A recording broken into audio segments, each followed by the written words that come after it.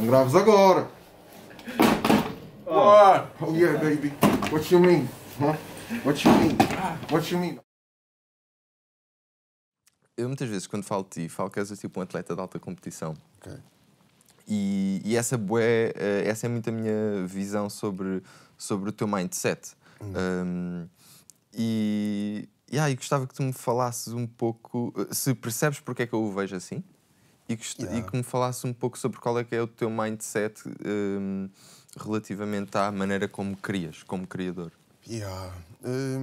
Imagina, percebo o que é que estás a dizer, e é fixe rever-me nessa linha, né? Nessa line, porque mais do que conseguir ser artista, atleta, né? Com mentalidade de atleta, sinto que esta mentalidade eu consigo levá-la para qualquer outra vertente, né? E se de hoje para amanhã, por alguma razão, eu não sou artista, esta mentalidade vai-me ajudar a vingar noutro ramo qualquer.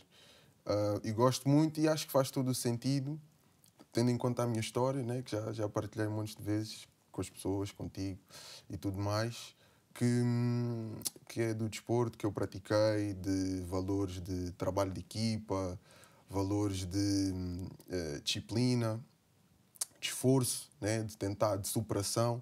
Todos esses brindes que eu fui recebendo ao longo da minha vida desportiva, da minha formação desportiva, trouxe para a música, trouxe para a vida artística, e sinto que acaba por ser algo que te mete numa posição muito prática, né?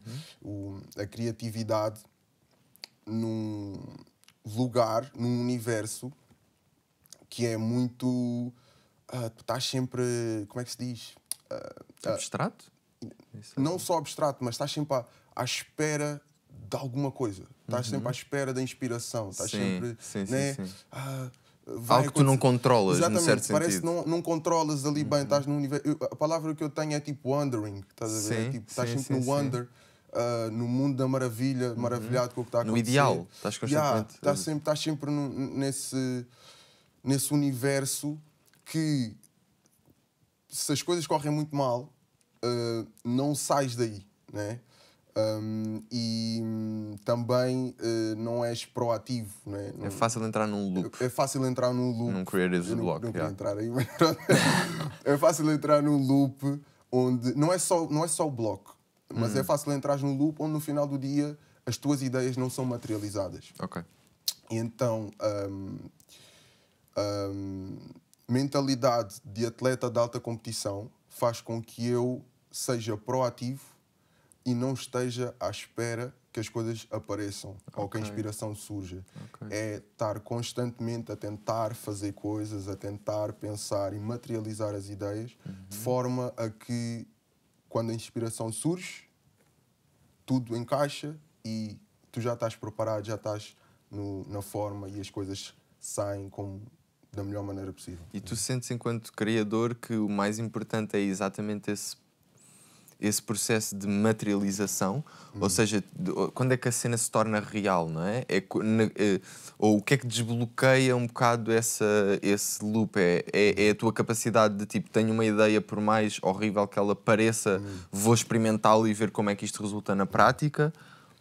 Olha, isto tem vindo a evoluir com os anos, né? Tem vindo a evoluir com os anos. Eu comecei, e acho que todos nós começamos, quando começamos a criar, quando entramos neste caminho, é tudo muito espontâneo, é tudo muito o que está-me a apetecer fazer, o mais divertido possível. Depois entra ali numa fase onde tu já começas a do tipo, ok, já não posso estar a fazer, não posso ir muito para a esquerda nem muito para a direita, começas a perceber em que parâmetros é que vais trabalhar. E eu agora sinto que quero sair desses parâmetros e quero tentar encontrar novos polos? Não é novos polos, é encontrar o melhor dos dois mundos, o melhor daquela fase inicial da espontaneidade, de estou-me a divertir, e tentar esticar ao máximo os parâmetros. E eu sei que vai ser sempre um jogo de... eu não vou poder publicar, né? Um som, isto sou eu a pensar neste momento, eu não vou poder publicar um som a dizer 1 trilhão de asneiras, por exemplo. Não posso ter um verso de 300 palavras e 2/3 desse verso é só palavrões. Ok. Eu não considero isso ideal, né? Acho que até a própria ideia pode se perder no meio dos palavrões. Certo. Então, por isso é que existem os parâmetros, existem essas Ou coisas. seja, os limites que tu vais impondo a ti A mim próprio, próprio. que vão definindo a tua identidade ao mesmo tempo. É isso Que que vão estás a definindo dizer. o produto que vai sendo A identidade feito. do teu Sim, produto, a identidade ok. do produto, neste caso. Ok. E então, sinto que estou a tentar aprender a jogar nos dois lados, neste caso. Porque... E estou a aprender ainda. Eu ainda não tenho isto dominado, Claro. sinceramente. Nem sei se não vamos estar a aprender a fazer esse equilíbrio ao longo da nossa vida, não é? Pois. Porque imagina, isso faz-me lembrar uma cena que é... Yeah. Existia uma energia quando eu comecei a dançar, Yeah. que era tipo aquela do tipo absorbing. Tudo, tipo, é um entusiasmo enorme ver outras pessoas a dançar, aprender um move, Yeah. descobrir como é que se faz, ver outras pessoas a fazê-lo, tipo, e a ideia de te vires a ser um bailarino, tipo, tudo isso é entusiasmo, é espontaneidade, é tipo liberdade, tipo, é descoberta. Quando começas a fazê-lo, vais começando a criar os teus próprios circunstâncias, os teus Limites. próprios bitolas, os teus próprios limites, os teus graus de exigência, não é? Portanto, também entra um bocado o que tu estavas a dizer, tipo, se calhar hoje em dia não vais lançar uma música, não vais publicar alguma cena que seja radicalmente oposta ou incoerente com tudo aquilo que tu já foste lançando, não é? Portanto, Exatamente. parece que existe uma espécie de identidade do teu próprio produto ou marca que se vai desenvolvendo por si próprio e tu tens que a respeitar, não é? Sim. Mas essa energia tipo inicial de tipo, bora só para o estúdio experimentar merdas, ver o que é que acontece, é bem importante, não é? Yeah, super importante. E é como estava-te a dizer, eu estou a tentar aprender a vir, porque começando no início da nossa conversa, tu disseste que, né, ou seja, a mentalidade de atleta e de ser proativo e de fazer as coisas, tentar materializar o máximo as ideias que nós vamos tendo. E eu estou a tentar jogar de forma a que eu aprenda mais do que materialize, né? E agora inverti um bocado aqui a minha engenharia, Ok. né? Sinto que, imagina, eu quero aprender mais, quero absorver. Outra vez. Sinto que grande parte do meu trabalho agora é absorver. E depois vamos entrar numa fase onde vai ser voltar a meter a máquina a trabalhar e tunga, e depois filtrar, extrair o creme, perceber? Mas acho que eu não tinha essa consciência do absorver, que é algo que tu fazes. Imagina, para fazermos o Deepak Looper, né? Para eu fazer o Deepak Looper, eu vivi a minha vida quase toda. Né? Para fazer o próximo álbum é muito pouco tempo comparado com o que eu vivi no Deepak Looper. Eu estava a absorver tanta coisa e não tive essa percepção. Estava a absorver e depois chegou uma altura onde, né, metemos cá para fora aquilo. Foi um momento de materializar essas experiências. Exatamente. Mas é quase uma vida, não é? Não, exatamente. E agora estou com consciência dessa fase de criação que é o absorver as coisas. Vais absorver, vamos aprender. A ver? Tanta coisa que ao longo da minha vida eu não tive a oportunidade de aprender, seja por não ter recursos, por não ter acesso, por não ter, por não conhecer, simplesmente não saber que aquilo existia. E hoje conheço e tenho acesso e tenho noção, tenho awareness, tenho internet, tenho YouTube. Informação, ferramentas, não é? Exatamente. Tens mais ferramentas. E então sinto que está aí para apanhar, né? Está aí para nós encontrarmos aquilo que nos desperta curiosidade, que nos estimula, entrar por esse rabbit hole e absorver o máximo de conhecimento, de informação, de experiências, juntando com as tuas próprias experiências de vida, né? Que elas próprias também te moldam. E sinto que essa fase é muito importante. Muito importante. Sim, ou seja, existe sempre aquela... Ou seja, se tu ficares 2 anos fechado em casa depois de lançares o teu álbum e não viveres nada, se não passares por experiências, se não passares por desafios, dificuldades, isso tudo, vai ser difícil encontrar sobre o que escrever. Também. Não é? Se bem que... Claro que também podes ter, por causa dessa experiência, Yeah. podes ter tipo não é? Tipo, na solitária se calhar consegues tipo, Imagina, ter inspiração para muita coisa. Mas... O rap para mim é bonito por isso, porque eu posso escrever sobre nada. Né? O rap é fixe por causa disso. Eu posso falar merda. Podes falar merda, claro que sim. É um bocado isso. O rap tens a vertente também da metalinguística, que é do tipo, juntar sílabas, Sim, fazê-las rimar. Os word game. Exatamente, wordsmith, né? Tipo, juntar palavras e tentar tornar aquilo esteticamente bonito, não é esteticamente bonito, esteticamente apelativo. Sim, apelativo, Exatamente. E então... Mas, por exemplo, tu, desculpa interromper, mas tu como criador, se pudermos falar assim, tu tens... Tu tens esses dois lados em ti, não é? Que é o teu lado do tipo, let's have fun doing it e bora fazer algo com significado e dizer algo que diga quem eu sou, não é? Exato. O que eu quero em todos os sons é os dois. Os dois. É os dois. Não consigo fazer Sim, não pode ser uma cena conscious, mas que soa mal. Que não seja esteticamente fixe, não é? Exatamente. Ou o contrário. Já é muito difícil. É muito difícil para mim fazer um som com algum tipo de mensagem, algum tipo de significado e não respeitar a música, né? Não respeitar a música. Eu quero fazer uma boa canção, quero fazer uma boa música. Porque né, no mundo onde a gente vive é um mundo de ideias e as ideias chocam umas com as outras e se a minha ideia por alguma razão chocar com a tua ideia e tu não gostares da minha ideia, podes gostar da minha música, né? Ou o contrário, podes gostar da minha música, estás a perceber? Podes não gostar da minha música e gostar da minha ideia, neste caso. E sinto que o meu objetivo é dominar essa cena com o tempo, dominar essas duas... Eu olho para isso um bocado como duas coisas distintas, mas que juntas fazem em ti uma espécie de um mestre. Okay. É um bocado como se fosse um mestre de artes marciais, só que a parte do significado é a parte upper body, né? Que é tipo só braços, e a parte estética são as pernas, né? É um bocado seres mestre de boxe. É até bem engraçado usares essa metáfora porque a arte marcial tem bué desse conceito interno e externo, né? Ou seja, tens a arte marcial como a porrada em si, não é? Tipo, a expressão física disso, mas depois tens toda a disciplina por trás, toda a maneira de estar e de viver e de ver a vida através dessa prática, não é? Tipo, sim, eu acho. E sinto, lá está, como tu disseste, a prática é muito importante para cimentar esta experiência, estes conhecimentos.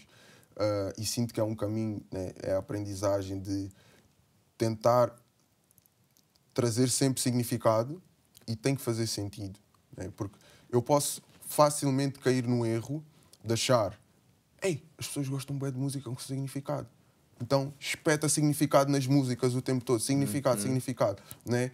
E já não estar a fazer com também já não ter a simplicidade do que é uma boa música, por exemplo. Nem é isso. É não estar a fazer com o objetivo de realmente passar uma ideia. Ok. Né? É só... Sim. Perfeitamente. O intelectual pelo intelectual, não é? Aquele gajo que só... Tipo, sim, um aquele hipster. A minha ideia é... Tudo o que eu passo nas minhas canções são ideias minhas. São experiências minhas. Né? Então... Enquanto eu tiver essas ideias para partilhar com o mundo, faz sentido eu meter significado nas minhas canções. Eu acho que acaba por ser algo que surge por defeito, porque eu estou a viver, acontece coisas na minha vida pessoal que me vão ensinar coisas e eu vou querer partilhar essas mesmas coisas. Por outro lado, tem o lado musical, o lado da música. Eu não sabia o que era um acorde há 10 anos atrás e hoje sei, né? Há coisas que todos os dias com a malta, quando estamos a ensaiar, eu estou ali, estou a aprender com eles, né? Estou a aprender coisas novas sobre música. Então, esses conhecimentos sobre a música e os conhecimentos sobre mim, sobre a minha vida e o significado das minhas ideias e de que forma que eu sinto que esse significado pode ajudar ou impactar ou inspirar ou motivar ou estimular o outro que vai ouvir, é a junção dessas duas linhas que eu estou a tentar dominar. E o objetivo com cada canção, aliás, estas últimas canções para mim são o materializar disso mesmo, de eu a tentar pegar numa ideia, pegar num ambiente sónico e tentar juntá-los e extrair o melhor dos dois. Estás a ver? AAA é uma ideia de superação. Vais a tentar ser hoje melhor, amanhã melhor, que fomos ontem, né? É a ideia de eu estou aqui, eu quero sempre dar o meu melhor, eu quero sempre que as minhas ideias, as minhas canções sejam sempre de top quality, né?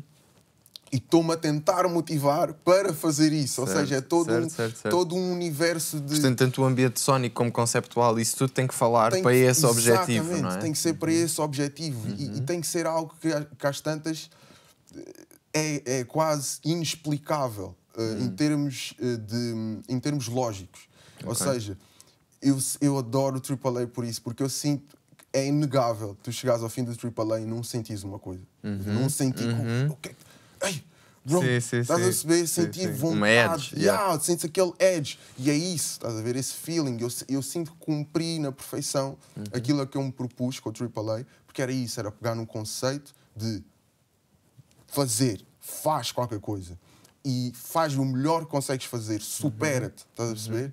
Pegar num ambiente sónico mesmo e pensar que o instrumental é algo que eu também estou a aprender a fazer coisas, né? Que tu sabes, né? Do tipo, estou a aprender a mexer nos programas e produzir a fazer a tua beats, própria produzir música, a minha claro. própria música, a tentar combinar sons, o que é que este som, juntar este som com este som, o que é que vai fazer, pegar aquela secção da orquestra no fim, que é...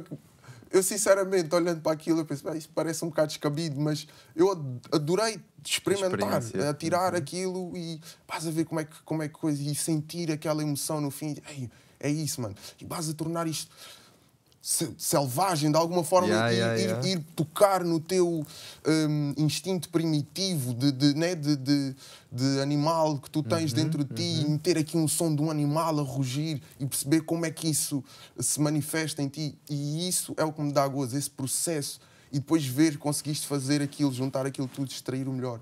E ficou o AAA. Estás a ver? É isso.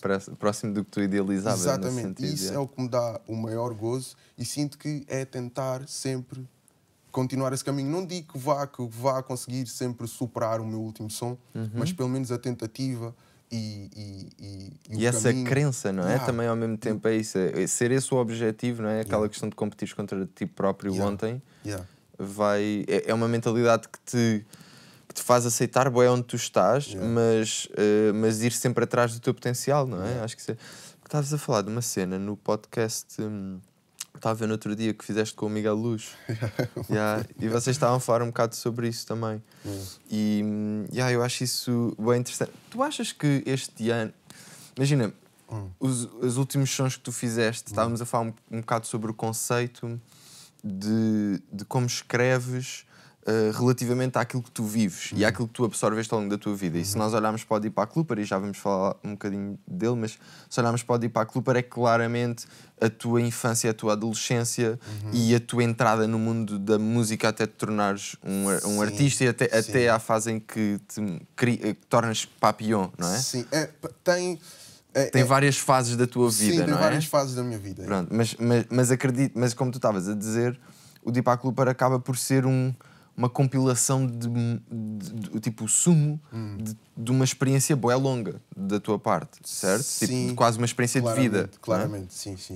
Quando tu entras agora nos últimos sons que tens estado a fazer, esse espaço que existe entre o que absorveste e o que materializaste vai-se reduzindo, não é? E tu estás a falar mais sobre as coisas que estás a viver agora, ou há 2 semanas, ou há um mês, relacionando-as com a tua maneira de estar na vida que foste desenvolvendo ao longo de... Percebes o que eu estou a dizer? Sim, estou a perceber. A minha questão é o que é que este ano te suscitou desse ponto de vista? Ao que é que ele te inspirou a falar sobre? Ao que é que ele te levou relativamente ao que tinhas experienciado antes disto acontecer? Ok. Olha, vou-te ser muito sincero. Este ano, mais do que tudo, é uma espécie de confirmação de uma coisa que eu não sabia que ia acontecer. E essa coisa é um bocado o conceito de fim do mundo. Ok? O conceito do apocalipse. Do apocalipse, Estás a ver? Não quero ser metafísico. Bíblico. Nada bíblico. Mas a ideia de apocalipse, de as coisas vão acabar, ou de um momento para o outro... um sudden shift, quando tudo muda mesmo. Tudo muda, para pior, neste caso. eu cresci com essas ideias na minha cabeça. E parte de mim fui tomando certas decisões ao longo da minha vida. Não digo com 100% de consciência, mas com isso on the back of my mind. Do tipo, algum dia... As coisas podem mudar a qualquer momento. As coisas vão mudar a qualquer momento. E em algum dia... tudo o que eu estou a fazer vai ser, de certa forma... como é que é dizer? Vai ganhar um sentido maior. Não é ganhar um sentido maior, é mais a cena do julgamento, digamos assim. Okay. É mais a cena do julgamento final. Sim. Pronto, é mais isso. Cena do julgamento final e de... Tu estás a tomar decisões hoje, ou tiveste a tomar decisões no passado, e chegar agora a este ano e perceber como é que estas decisões estão a afetar este momento. Estás a perceber? E eu olhar para este ano e entender que há coisas a acontecer piores, né? Podemos concordar com isso, mas entender que isto acontece. Isto pode acontecer. Até agora, até 2020, não tinha acontecido nada na minha vida. Sim. Na nossa experiência isto não estava como uma possibilidade. Exatamente, não era uma possibilidade. Havia outras coisas que te assustavam muito mais do que isto. Exatamente. E mesmo quando às vezes, em certas conversas, por causa de debates políticos ou, sei lá, fricções sociais, às vezes, quando pensamos no pior das hipóteses, pensamos numa guerra, nunca... não é isto. Não é isto. Estás a ver? E isto meteu-me duas ideias na minha cabeça e confirmou duas ideias. Que, em primeiro lugar, eu sempre tive dentro de mim, mas sempre me considerei uma das minorias, né, a pensar assim. E uma delas é de que estamos todos ligados. Inadvertidamente, a minha decisão afeta o outro. Não há hipótese. Não há hipótese. Isto mostrou que se eu não tomar todas as decisões que eu estou a tomar, e isto às vezes pode parecer uma cena estar demasiada responsabilidade em cima dos ombros das pessoas. Sim, também não podes levar isso a termos absolutos, Sim, mas tens é que compreender que aquilo que tu fazes exatamente, tem impacto. Tem algum impacto, vai ter algum impacto no outro ou noutros, mesmo que tu não conheças essas pessoas, mesmo que tu não saibas o resultado final da decisão. Tu não consegues controlar qual é que é esse impacto, mas tu sabes que existe. E confirmou isso, confirmou-me essa ideia de que estamos todos ligados e, inadvertidamente, eu só vejo um caminho de próspero se as pessoas entenderem que não dá para tu pensares em prosperidade com o sofrimento de outras pessoas. Uma das outras ideias é a ideia de que tudo pode mudar de um momento para o outro. Tudo pode mudar de um momento para o outro, nada é garantido. E que, apesar de nós tentarmos criar uma ideia de segurança, estabilidade e segurança, estas ideias que nós criamos e que metemos em cima da mesa de estabilidade e segurança, de um momento para o outro, essa estabilidade vai e essa segurança vai. E este ano foi uma confirmação de que essas ideias que eu sempre tive na minha cabeça, mas que nunca tive a oportunidade e nunca quis também. Era melhor não ter. Era melhor não ter. Mas sempre esteve aqui. Sim. E sempre preguei muito estas ideias nas minhas canções. Este ano disse, ok. Então e tu sentes que teres essa mentalidade ou essa perspectiva te fez adaptar melhor ao que se está a passar? Sim. Bastante. E porque é um bocado... Eu não queria ser o bacana que diz eu avisei, né? É um bocado chato ser esse bacana. Dizer, eu avisei. É um bocado... mas eu não quero... Eu não ganho com isso. Ninguém ganha com isso. Certo. Mas é importante que se aprenda com este ano. Mais do que sofrer, reclamar... Ou até voltar ao normal, não é? Porque existe esta ideia de que precisamos de voltar ao normal e Ao quando que era voltarmos ao antes. normal está tudo melhor. Sim, Mas isto sim. tem que nos mostrar alguma coisa relativamente ao como é que nós queremos que esse normal seja, não é? Exatamente. E sinto que é o que este ano me ensinou mais.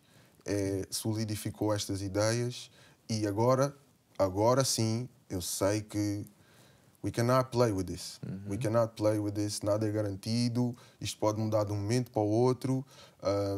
E nós temos que trabalhar com essa humildade de que não sabemos tudo e que de um momento para o outro vamos ter que dar muito mais de nós e vamos ter que fazer, vamos ter que nos adaptar e vamos ter que fazer acontecer como dá, como der na altura. Tu sentes que essas características e aquelas características que estávamos a falar também no início da conversa são coisas que são-te inatas? A tua maneira de... Não. Percebes o que estou a dizer? Não. Foram cenas que foste desenvolvendo. Acho que fui desenvolvendo. Ok. Fui desenvolvendo com a minha experiência de vida. Yeah. E quais é que tu achas que foram as tuas experiências ou as tuas relações, se quiseres, que mais te deram essa ideia de, se calhar, disciplina ética de trabalho, foco, por um lado, e por outro lado, esta ideia de... que eu acho que é o que estamos a falar, que acaba por ser um bocado o viveres no presente, dares o máximo de ti agora, porque tu não vais saber o que é que vai acontecer amanhã, não tens controle sobre isso, então tipo toda a tua energia e o foco estarem ao máximo possível no agora e no que estás a viver. Tu sentes que isso, de onde é que isso veio? Onde é que desenvolveste isso?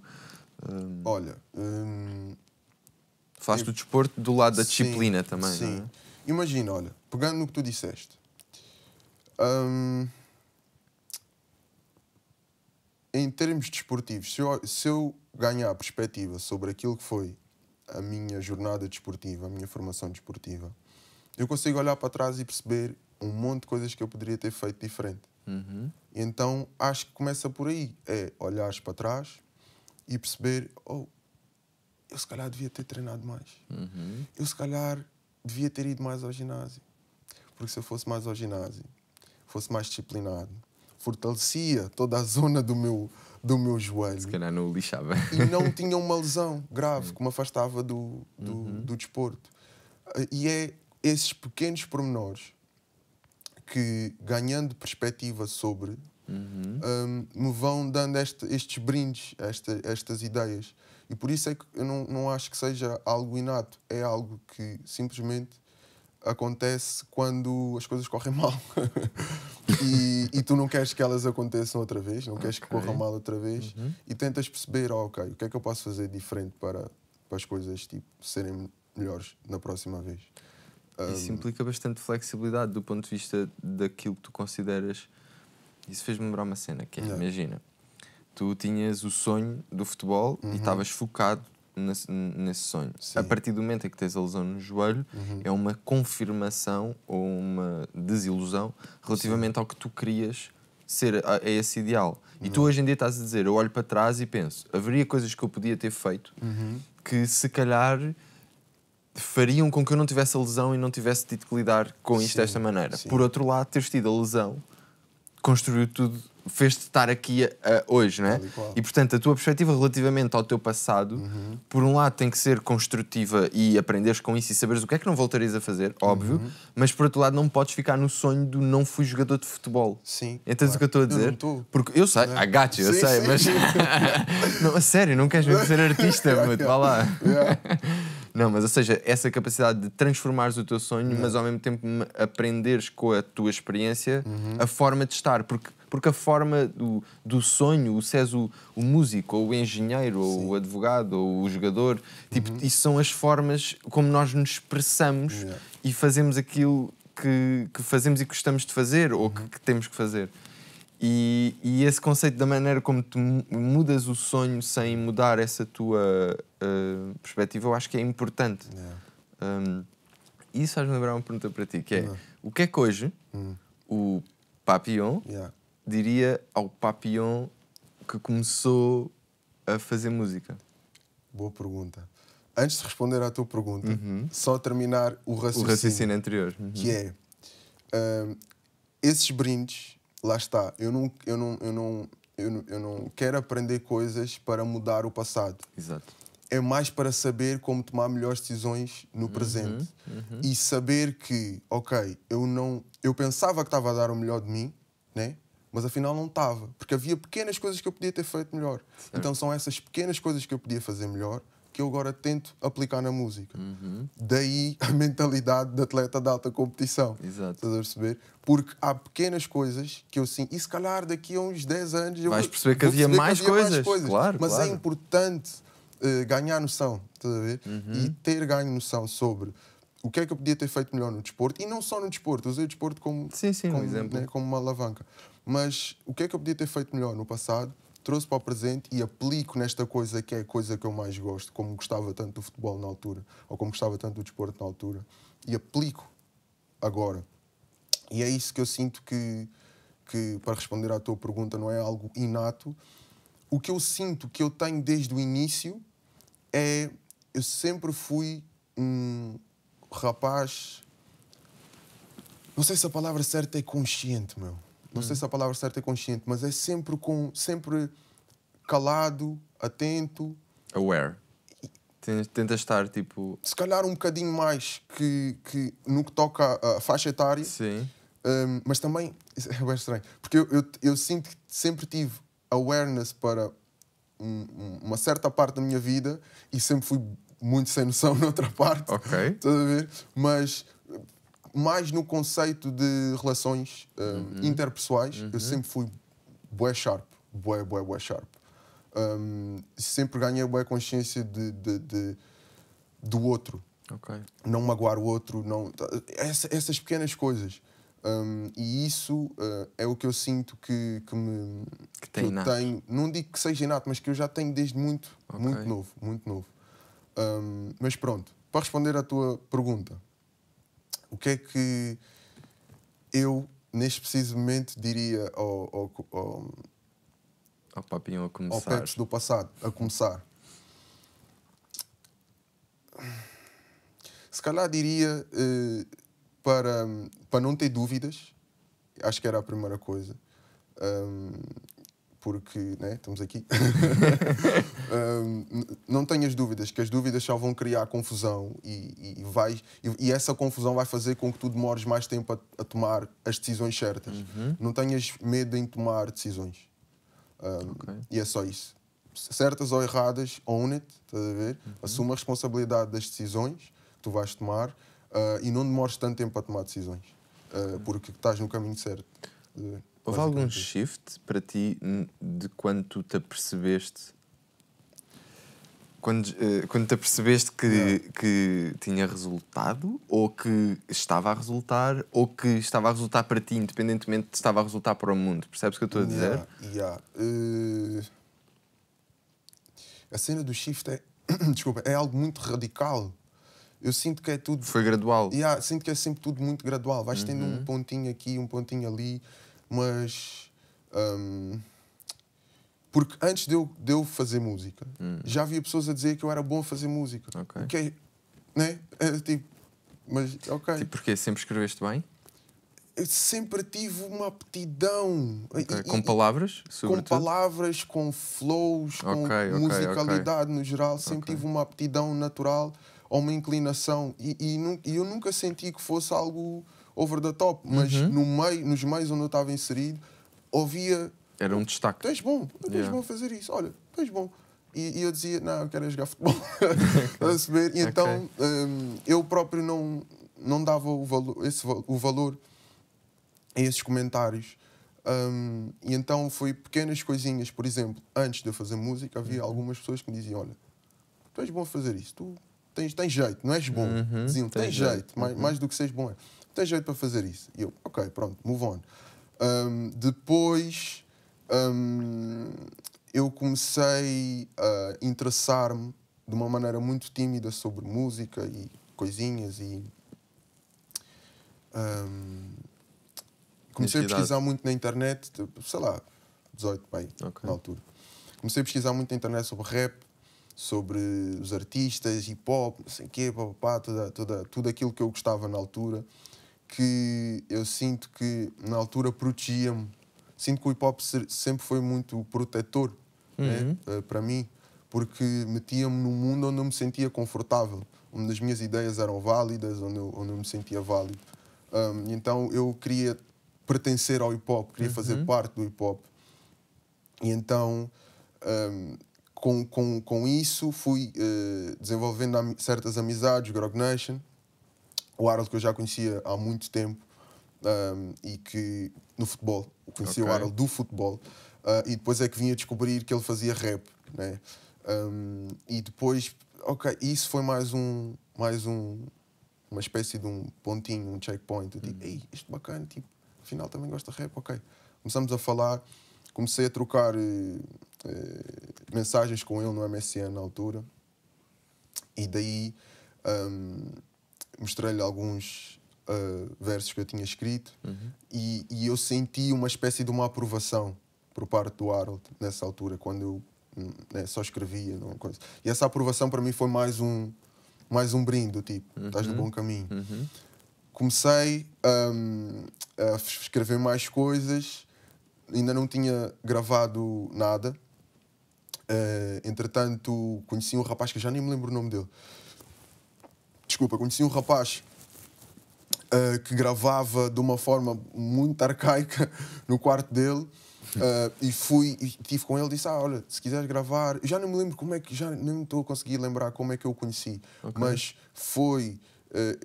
conheci algures e ele disse-me 10 euros e eu gravo-te um som. E eu dei-lhe 10 euros e fui gravar o meu primeiro som super podre. Mas já gravei. E ficou...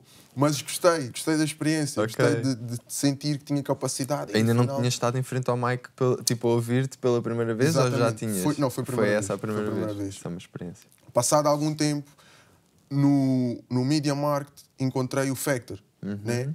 E nessa altura, estava a começar a Grog Nation, estava mesmo a começar. Eles ainda não tinham feito nada enquanto Grog Nation. Mas o Factor já tinha sons cá fora, o Harold já tinha sons cá fora. Aliás, eles os três, o Factor, o Harold e o Prisco, já tinham coisinhas cá fora, na altura no MySpace. E eu encontrei o Factor, eu já sabia que o Factor rimava bué. E é engraçado que eu sempre me considerei um rapaz introvertido, mas sempre que o assunto era música e hip-hop... Tornavas-te extrovertido. Tornava-me extrovertido. Então, encontrei o Factor e fui meter com ele. Eu não me meto com as pessoas. Fui meter com ele. Do tipo, fui só dar o toque ao gajo. Fui só dar o toque. E foi do tipo, ele estava à procura de jogos e eu cheguei lá ao pé do gajo.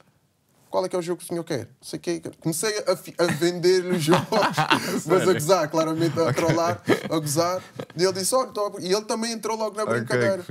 Desse encontro, fui gravar um som no Factor. Quando se estava a formar Grog Nation, e gravei o meu segundo som. Ele tinha tipo um home studio? Ele tinha um home studio, que foi onde nós gravámos as nossas primeiras mixtapes.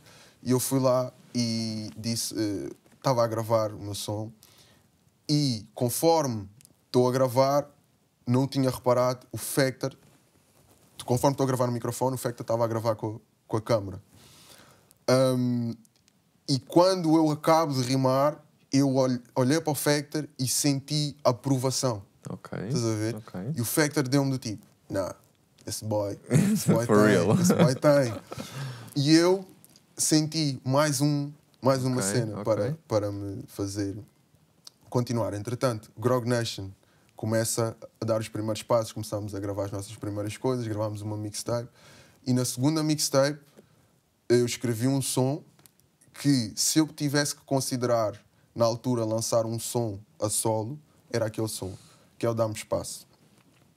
E o Dá-me Espaço, para mim, foi, dentro desses brindes todos, né, esses pequenos brindes foram acontecendo, foi aquele que me disse, é isto que eu quero fazer.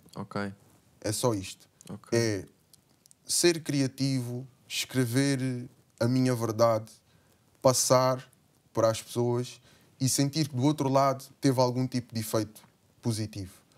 E a partir daí, imagina, o gráfico foi assim, e a partir do Dá-me Espaço foi sempre a subir, com pequenas histórias aqui e ali, que foram sempre reforçando esta ideia de estás no caminho certo, estás a fazer bem, continua. Isso ressoa em mim no sentido que eu acho que é bem importante tu teres essa energia à tua volta de pessoas que te motivam e que veem o teu potencial e que conversam com o teu potencial e com aquilo que te podes tornar e fazem-te acreditar nisso também.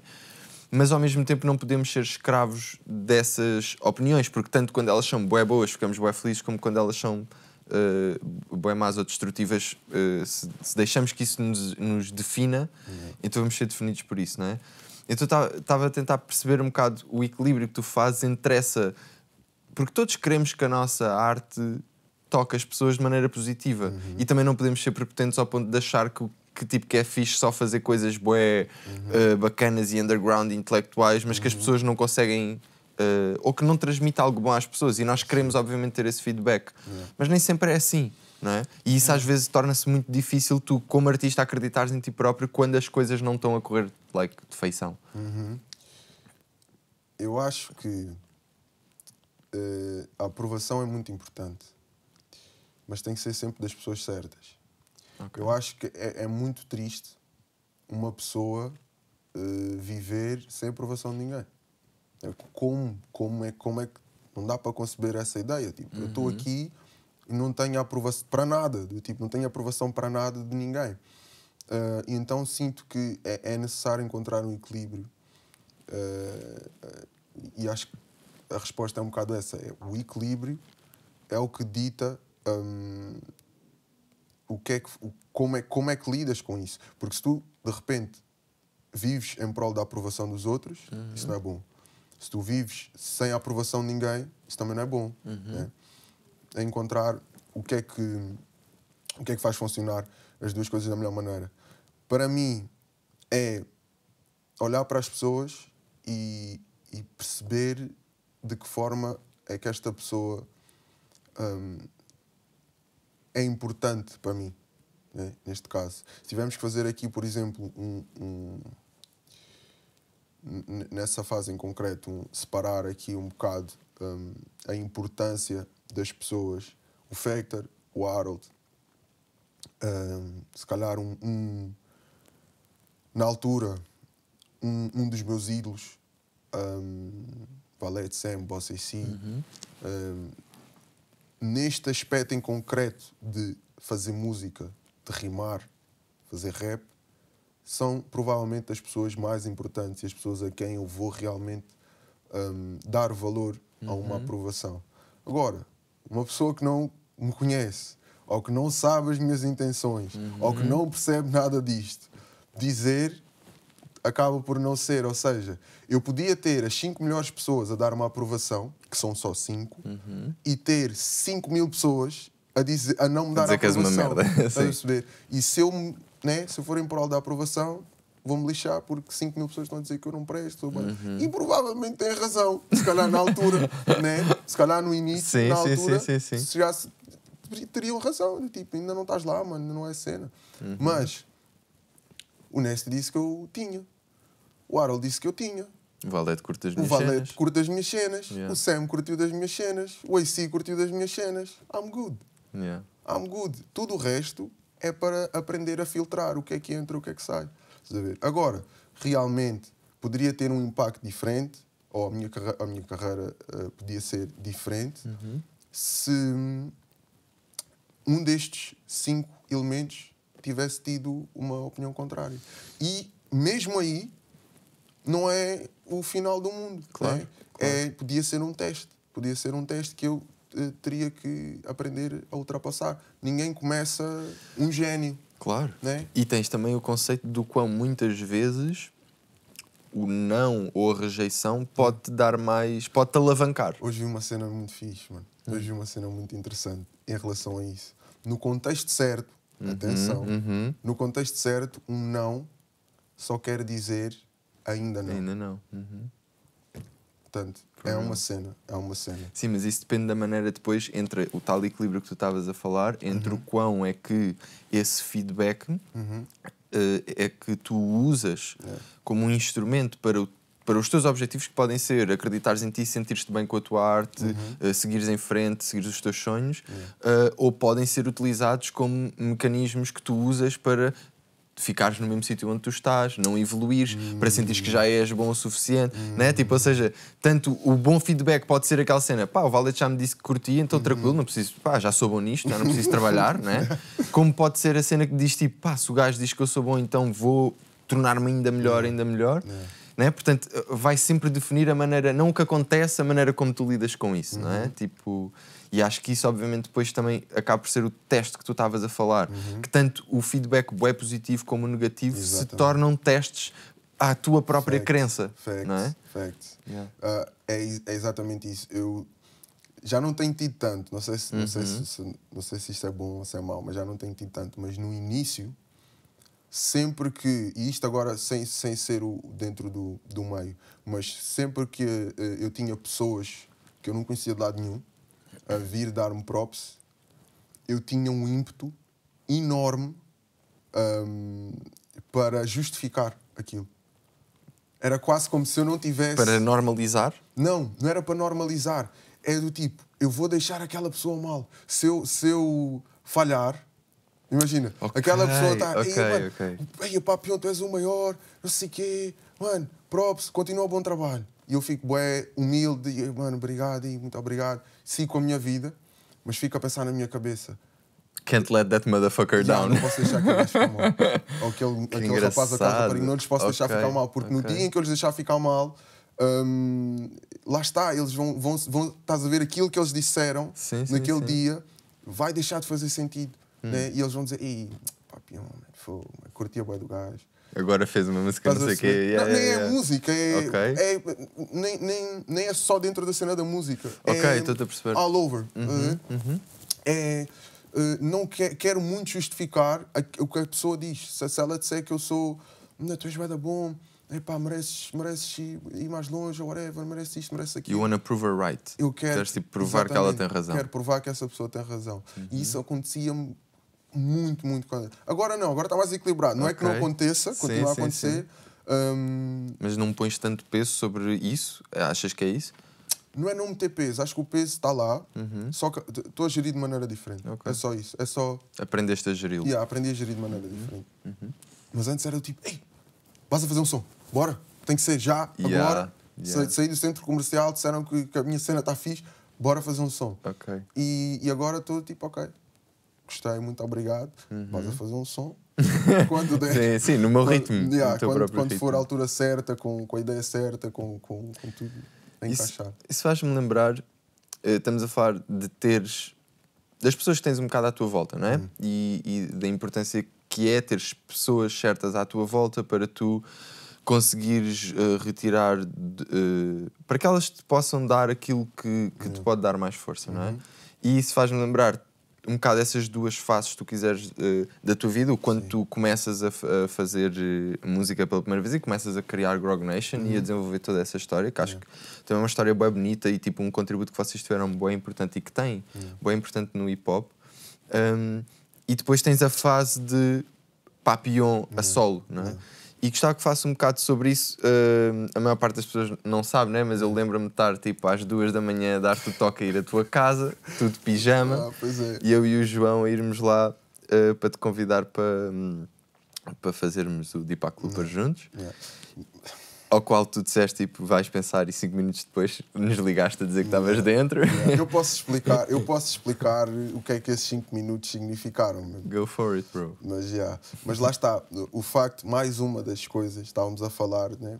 As coisas que reforçam este caminho, e isso foi mais uma das coisas que ajudou bastante a pensar, mano, eu só posso estar a fazer alguma coisa bem. Para estes bacanos estarem a bater à minha porta a esta hora e a dizer que querem fazer o meu primeiro álbum, eu estou a fazer... Isto está a fazer sentido, né? E é engraçado porque naqueles 5 minutos, naquele período, ou seja, vocês foram lá e eu sou bué, tipo...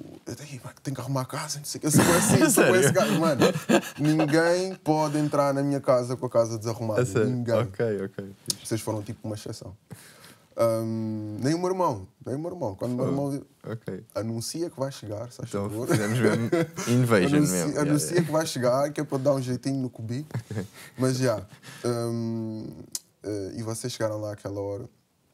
E naquele momento é mesmo.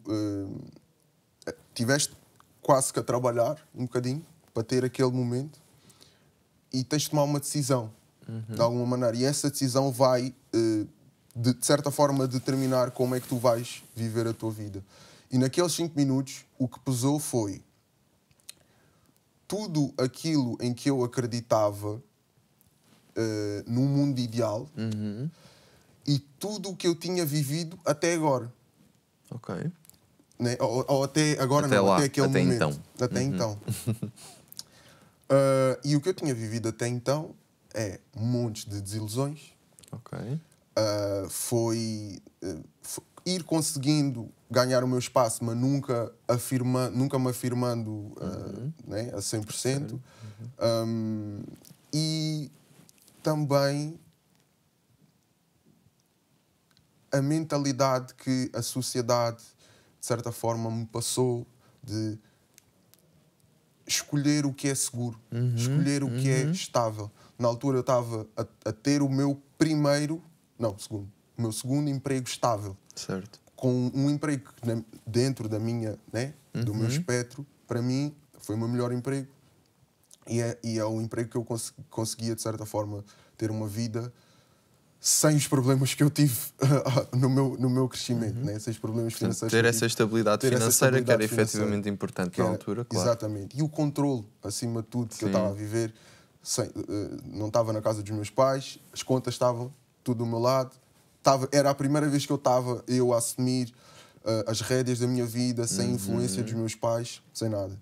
E tens este emprego, onde recebes isto, que dá para pagar as tuas contas todas, tens tudo o que te disseram até agora, contra a tua mentalidade e para onde tu queres ir, e tens de tomar uma decisão.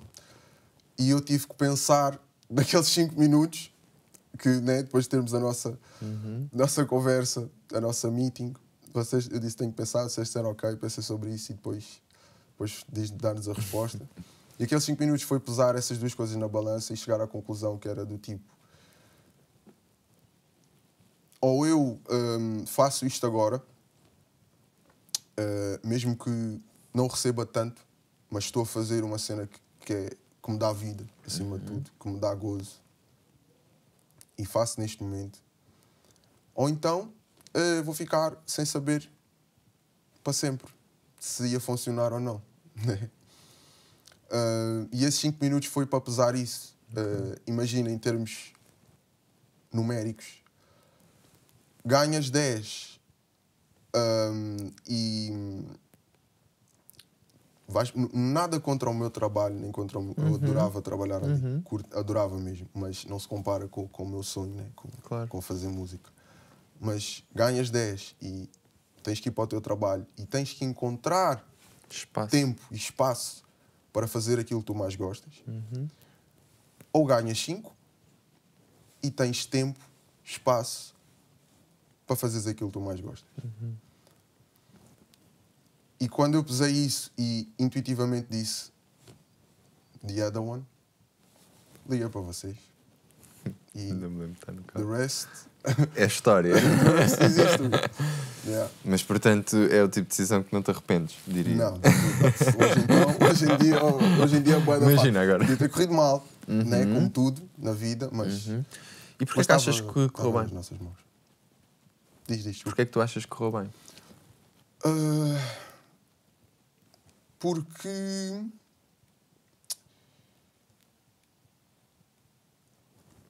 sorte. Em que sentido? Uma das cenas é sorte. Eu estou a dizer isto primeiro porque acho muito importante não esquecer que tivemos sorte, mano. Tivemos sorte em nos encontrar.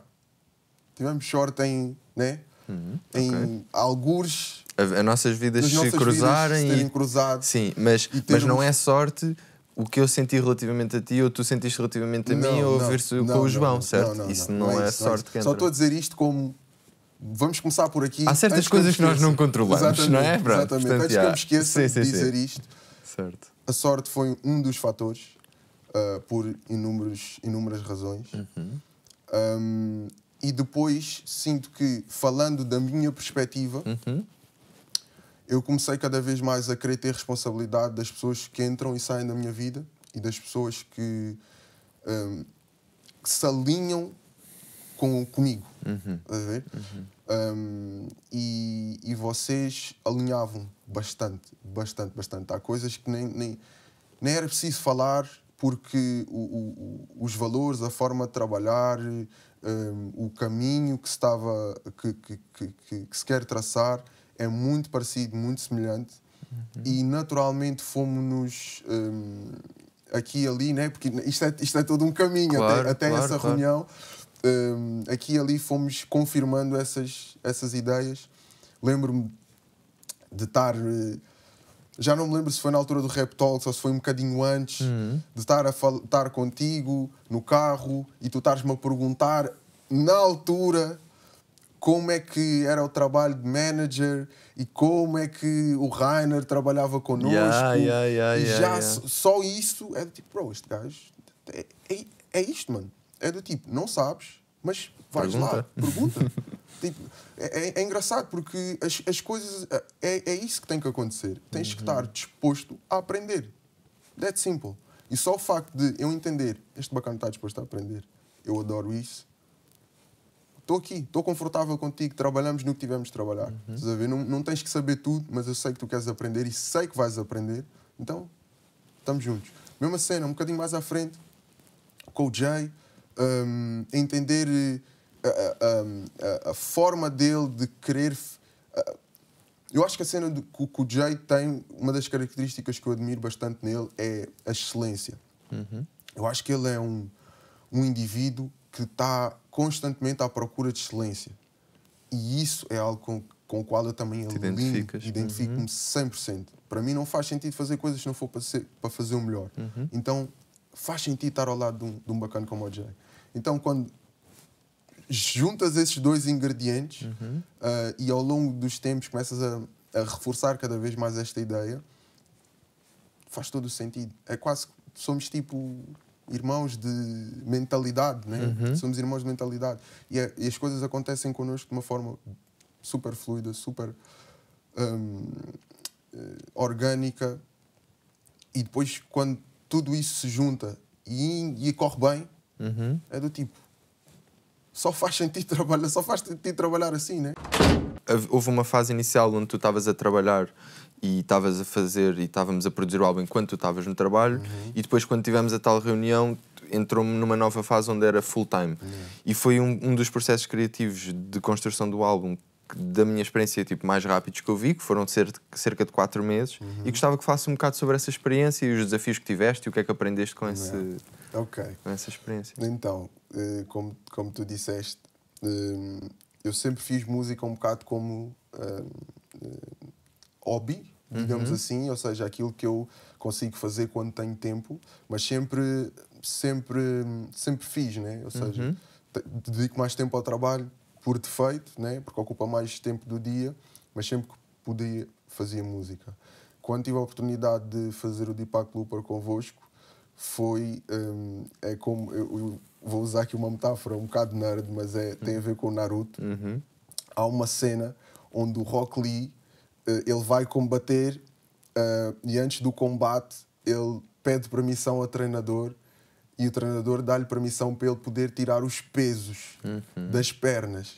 E isso faz com que ele lute muito mais rápido, a uma velocidade tipo tremenda. Então aconteceu mais ou menos o mesmo comigo. Eu sempre trabalhei ou fiz música com um certo peso, com o peso de tentar equilibrar outras coisas na minha vida, e naquele momento senti que estava à vontade, podia fazer o que eu quisesse, quando eu quisesse, acordar para fazer isto, dormir a pensar nisto. Então essa à vontade acho que foi o catalisador para conseguirmos trabalhar tão rápido, passar tanto tempo no estúdio, né? Imagina, se calhar em Grog Nation eu ficava numa fase normal, digamos assim, e se calhar ia 2 vezes por semana ao estúdio, ou 3 no máximo, até porque o estúdio na altura... aliás, não, estou a enganar. Não é isso. Nós em Grog Nation tínhamos o home studio do Factor, mas depois temos o nosso próprio estúdio que criámos depois. Mas pronto, não ia com tanta regularidade ao estúdio e com o cientista era tipo todos os dias. Acordar, fazer o que tem que ser feito, ir para o estúdio. Voltar para casa e o próximo dia a mesma coisa. Então o facto de passar mais tempo em estúdio fez com que tudo se processasse a uma velocidade muito superior à que eu próprio também estava habituado. E também acho que a vontade de fazer... Era gigante. Era gigante. De todas as partes, da minha parte, da vossa parte, da nossa parte. Queríamos muito ver aquilo acontecer e acho que essa energia catapultou-nos muito para fazer acontecer o Deepak Looper em tão pouco tempo, digamos assim. O próprio processo, tipo, para ti, ou seja, foi a primeira vez que estavas a fazer um álbum só para ti? Sim. Foi a primeira vez que estavas só a trabalhar com um produtor ao longo de todo esse processo, certo? Vocês conheciam-se, tu e o João conheciam-se, mas acho que a vossa relação foi-se desenvolvendo e solidificando mesmo através desse processo. O que é que foi... o que é que aprendeste com esse processo? O que é que sentes que retiraste desse processo? Para aquilo, como que fazes música hoje, como constróis?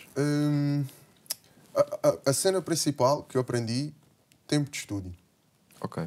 Tempo de estúdio é muito importante. Porque, lá está, eu tinha mais... só ia para o estúdio quando tinha alguma coisa para fazer. Só ia para o estúdio quando já sabias o que é que querias gravar. Até porque, lá está, habituei-me a que o estúdio fosse sempre na casa de alguém, neste caso na casa do Factor, ou então o estúdio é o estúdio que nós construímos lá em Mem Martins. Então sempre fiquei naquela, tipo, vou tentar aproveitar o tempo, e aproveitar o tempo para mim eu só vou ao estúdio quando eu já tenho alguma coisa feita, alguma coisa escrita, ou uma ideia. Também para não fazeres perder o tempo dos outros, no certo sentido, não é? Exatamente. Então, com o Deepak Looper, percebi que há muita magia que acontece no estúdio. Há conversas, a desenvolver ideias, fazer brainstorm no estúdio, e isso foi das coisas que eu aprendi da melhor maneira, ou seja, aprendi a desenvolver de uma maneira diferente até. Um som como o Imagina só acontece porque eu tive uma conversa com o Oli e com o Jay. Simples. Estávamos a falar sobre coisas pessoais.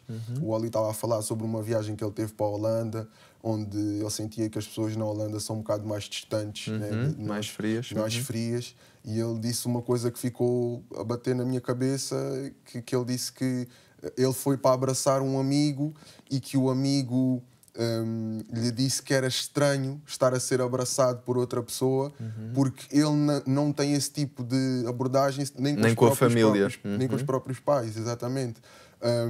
E eu pensei, isso refletiu diretamente para mim e fez-me escrever o Imagina. Estás a perceber? Então começa com eu nunca vi os meus pais trocarem um beijo. Exatamente, exatamente.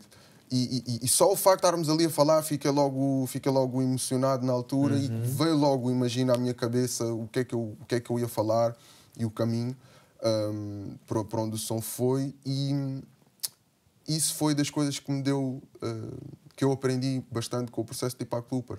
Estar em estúdio é muito importante, estar no estúdio com as pessoas certas, trocar ideias, experimentar coisas. Deepak Looper não foi feito todo à primeira. Né? Tivemos que experimentar. Houve sons que tiveram primeira, segunda e terceira versão. Então, esse processo eu não estava muito habituado, porque noutros contextos sempre tive também a servir um bocado o grupo, sempre tive a tentar contribuir um bocado com a minha peça para uma peça geral, e desta vez estava um bocado as responsabilidades todas do meu lado, em termos, né, e tinhas que ter a overview do produto como um todo, não é? Exatamente. Não era só tipo focaste na tua parte. Exatamente, não era só focar na minha parte, exatamente. E isso, lá está, fez com que eu adoro ficar em estúdio, adoro ir para estúdio, adoro ter sessões de estúdio, porque sei que, mesmo que não seja garantido que vá sair alguma coisa, pelo menos estamos a ser proativos e estamos ali a tentar. E o que foi importante teres no estúdio uma pessoa que criava espaço para se conversar. Ou seja, um bocado estavas a falar, não é? Que é bem importante teres tempo de estúdio, mas tempo de estúdio não significa necessariamente que vais passar 8 horas em frente ao PC a experimentar beats. Se calhar 3 ou 4 dessas horas vais estar a conversar com uma pessoa para tentar alcançar a vibe, a energia, para tentar chegar ao... Isso foi importante para ti? Ou estavas habituado a trabalhar dessa maneira? Ou não? Mais ou menos, ou seja, também conversava Claro. antes nos outros estúdios. Só que comecei a entender que era muito mais, eficiente tu chegares ao estúdio, põe-te à vontade, conversa, o que é que aconteceu hoje, não sei o quê, vais trocando umas ideias. E principalmente se não souberes para onde para que Sim, caminho se seguir, ainda não né? souberes. Se não souberes o caminho. Mas conversas, estamos a falar, estamos a discutir ideias e depois, ok, abrir o portátil, vais a começar. Estás a ver? E isso estabelece logo uma vibe completamente diferente e tu estás já... Parece que já crias mais ou menos ali sei lá, um esboço. Vá. Não digo um esboço, mas estás a ver quando preparas sei lá, eu não percebo nada de pintura, mas, Sim, mas pronto, quando preparas o rascunho. o rascunho, exatamente. Sim, É uma espécie é mais rascunho do que Sketch. esboço. Quando eu penso em esboço, é aquela cena que já está meia feita e só falta dar pormenores.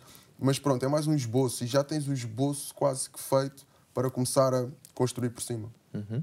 E foi muito importante para mim ter o Jay, porque foi com ele que eu comecei a solidificar esse hábito, foi com ele que eu desenvolvi mais esse hábito. E até hoje fazemos as coisas dessa maneira. E tirando todas as outras qualidades do Jay, que também desenvolvi bastante no Deepak Looper, experimentar, acho que a palavra é essa, experimentar coisas, perder tempo com sons, com ideias, excelência, e não ter medo.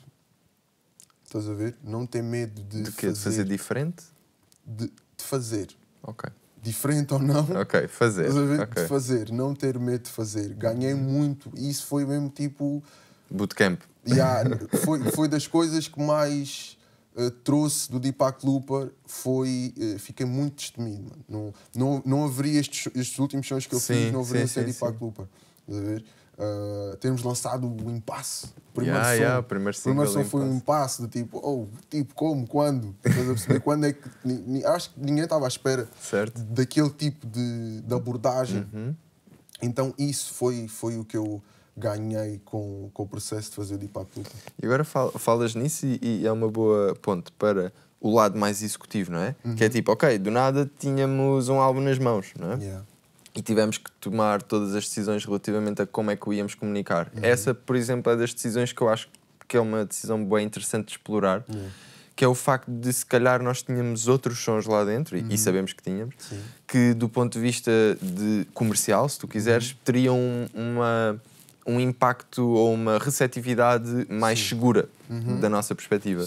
Mas essa não foi a nossa abordagem. Eu gostava que tu falasses um pouco sobre, pronto, depois desse lado do processo executivo de lançar e distribuir e promover e toda a equipa que nós fomos construindo, a estrada, isso tudo. Que coisas é que tu retiraste dessa experiência que também hoje tu consideras que podem ser valiosas para o puto que tem o seu primeiro álbum na mão, ou o puto que está a lançar o seu primeiro single, ou, percebes?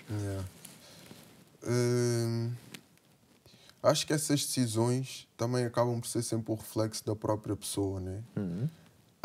Como eu fui ganhando este lado mais destemido ao longo do processo do álbum, quando chegámos ao final do álbum, acho que estava no pico da falta de medo.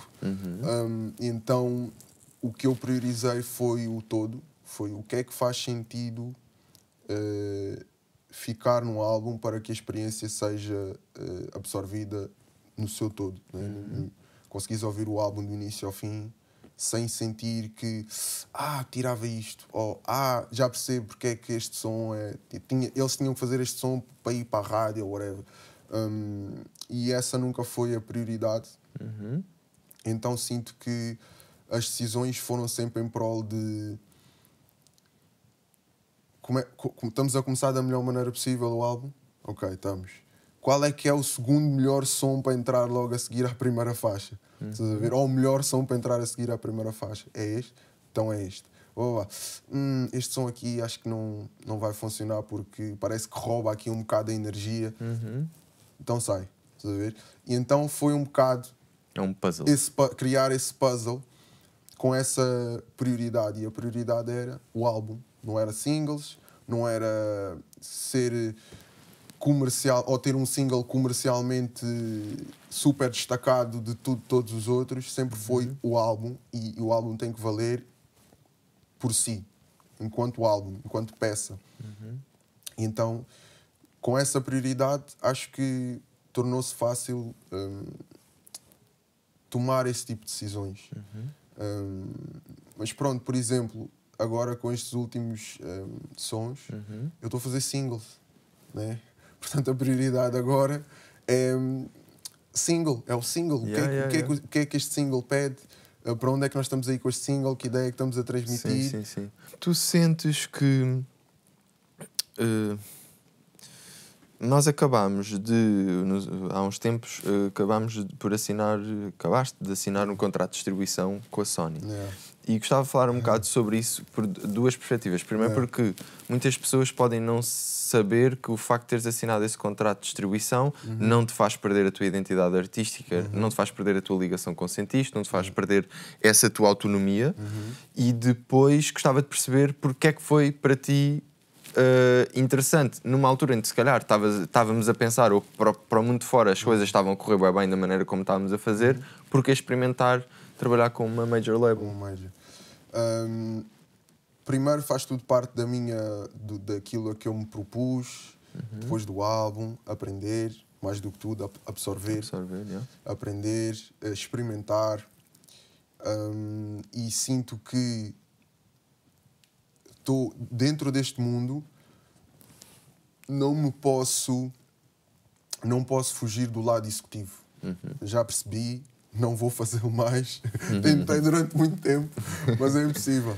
Não posso fugir do lado executivo porque no final do dia uma coisa influencia sempre a outra.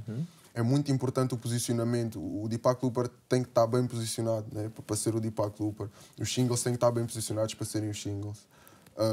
E entender isso cria mais uma coisa que eu não me importo nada de aprender.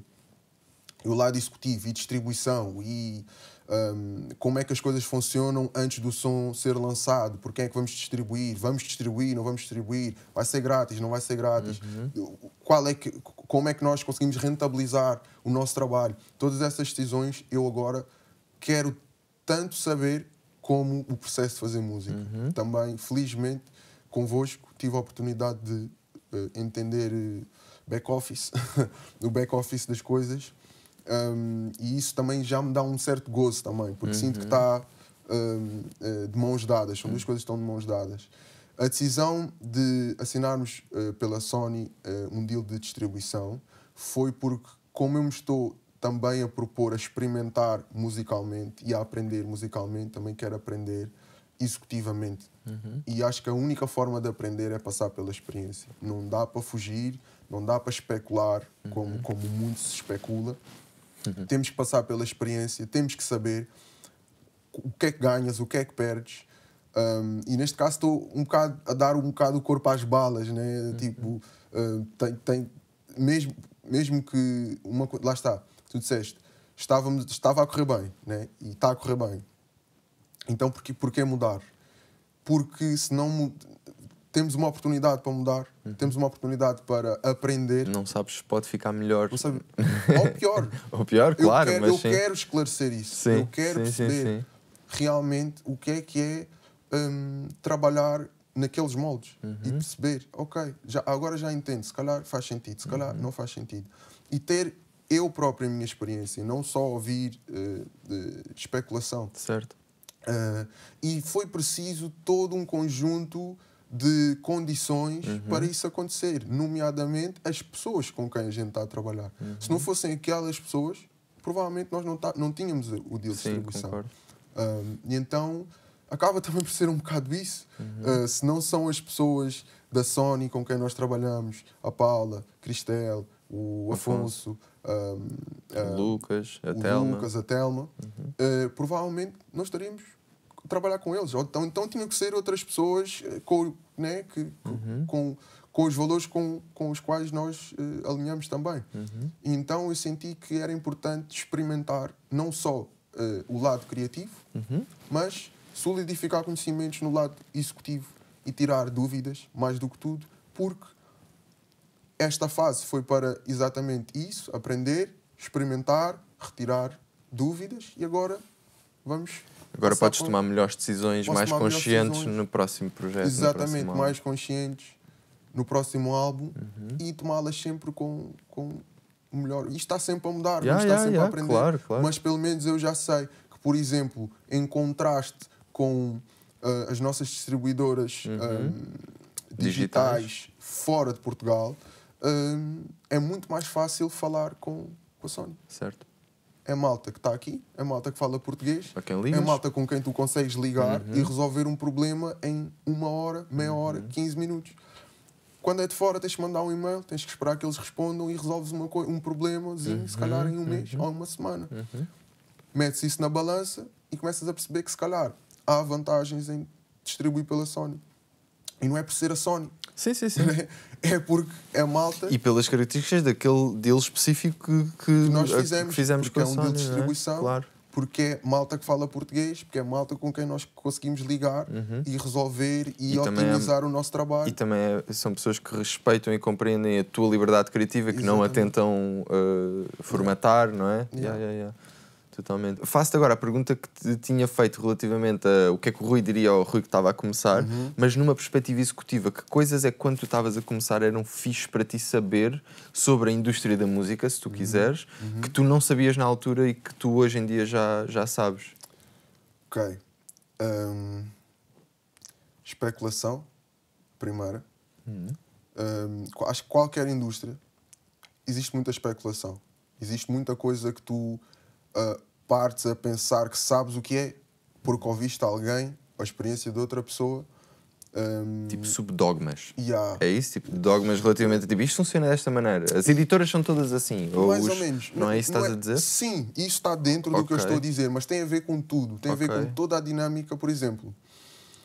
A dinâmica de artista para artista. Havia artistas que eu ouvia falar e não ouvia falar pelas melhores razões. Porque este fez isto e este fez aquilo e não sei o quê. Depois, quando tu vais falar com a pessoa é impecável, o tempo passa e a pessoa não te mostra nenhum sinal daquilo que se andava a especular. Isso é uma das coisas que eu diria em termos executivos, ou seja, no que toca à relação. Porque, certo, no final do dia. Tens que relacionar com as pessoas, tens que falar com pessoas, então isso é uma das coisas que eu faria. Ou seja, há muita coisa que é especulação. Tu tens que passar pela experiência para realmente saber o que é o quê. Se é verdadeiro, se é falso, se é bom, se é mau. Outra coisa é organização.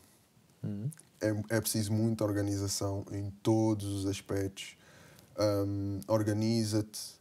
O teu dia, tipo, imagina, se o objetivo é fazer um álbum, um projeto grande, isso vai levar tempo.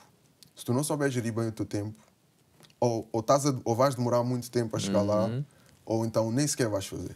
Portanto, vais desmotivar no processo. Exatamente. Organização é muito importante. Finanças, muito importante. Tens que saber, e acho que isso é uma cena que eu próprio até sinto que e os artistas hoje deviam fazer isto. Mas imagina, eu acho que a percepção do público é de que ser artista é uma grande ramboia. Né? Totalmente. Isto de ser artista é tipo fantástico. Tu és rico, és famoso, não tens problemas financeiros, não tens nada, mas é mesmo lixado. E foi o paralelismo que eu fiz há bocado.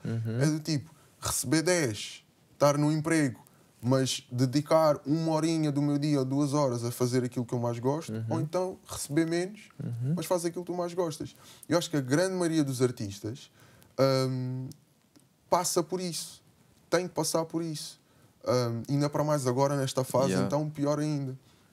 E então, sinto que não cries ilusões, eu a dizer, se bem que eu não criava, mas pronto, só para dissipar as dúvidas, tudo o que tu vais ganhar vai ter que ser fruto do teu trabalho e da forma como tu fazes as coisas. Não dá para ser, ainda para mais no mercado português, né? Estamos no mercado português, que é pequeno e não dá para comparar com o mercado dos Estados Unidos, que é onde acho que a grande maioria das pessoas vai buscar referência. Né? Se eu disser que sou rapper aqui em Portugal, ainda dá para especular, ei, pronto, é rapper e tal, aparece na televisão, ok, blá, blá, blá. Ou então, se eu disser que sou rapper nos Estados Unidos, it's another game, né? É do tipo, és milionário, mansões e carros e então acho que é um bocado dissipar esse tipo de ideias pré-concebidas, porque é como se fosse mesmo um trabalho. É como se fosse um trabalho. Não dá para fugir disso. O facto de estás a fazer o que tu gostas não significa que não tenhas que fazer com a disciplina, Exatamente. até se calhar mais, do que de um trabalho das 9 às 5, não é? Essa é a questão. Para eu fazer um salário mínimo, exatamente, eu tenho que trabalhar mais que 8 horas. That's it. Não há volta a dar. E era isso que eu diria. E depois, acho que é óbvio, mas associa-te às pessoas certas. Não é uma questão de afinidade, é uma questão de pessoas certas para o trabalho certo.